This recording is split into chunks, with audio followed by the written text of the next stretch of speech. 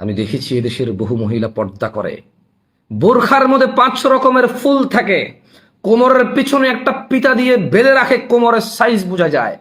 দেখেছি এদেশের বহু মানুষের হিজাবের নামে হিজাবের মধ্যে জরি ঝরকা ঝুমকা, দেখেছি সোনালী গোল্ডেন কালার চকচক করা কিছু একটা তার হিজাবের মধ্যে। পর্দাসীন মহিলা আমি দেখেছি, আমি এদেশে পর্দাসীন মহিলাকে দেখেছি পর্দা করতে ভালোবাসতে, কিন্তু কালো বোরখায় পর্দা করবে না।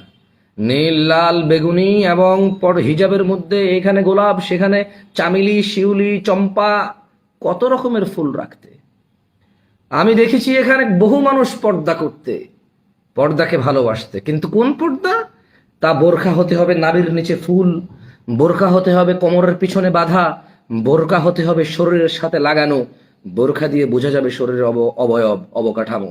সেই পর্দা ভালোবাসতে দেখেছি বহু মুসলিম বোনকে, ওই পর্দাকে ঘৃণা করতে দেখেছি। ওই পর্দা আগের পর্দা বলতে শুনেছি বহু মুসলিম বোনকে, যেটা কালো হবে, যেটা ঢিলে ঢালা হবে, যেটা দিয়ে শরীরের অবকাঠামো বুঝে যাবে না। দেখেছি বহু বাবাকে তার মেয়ের জন্য রং বেরঙ্গের ঝকঝকে চকচকে পর্দা হিজাব কিনতে এবং তা দিয়ে ছবি তুলে ফেসবুকে ছাড়তে দেখেছি আমি বহু বাবাকে, যারা তাদের মেয়েকে পর্দাশীল করতে চায়। আমি কি বলবো আপনাকে, আমি বহু কিছু দেখেছি, আমার এখন মনে আসছে না। আমি বলছি না আমি খুব ভালো, এগুলোর ঊর্ধ্বে। আমি নিজেকে এর ভিতরে রেখেই কথা বলছি। আল্লাহ আমাকে ভালো হওয়ার তৌফিক দান করুন। আল্লাহ সুবহানাহু ওয়া তাআলা আমাকে ভালো হওয়ার তৌফিক দান করুন। তিনি আমাকে ক্ষমা করুন। তিনি আমাকে ওই পর্দা থেকে আশ্রয় দিন যা কোমরে বাঁধে, যেই বোরখার মধ্যে রং বেরঙ্গের জরি থাকে, রং বেরঙ্গের ফুল থাকে, যেই বোরখায় শরীরের অবকাঠামো বোঝা যায়। তিনি আমাকে ওই রকম পর্দার বুঝ থেকে আশ্রয় দান করুন।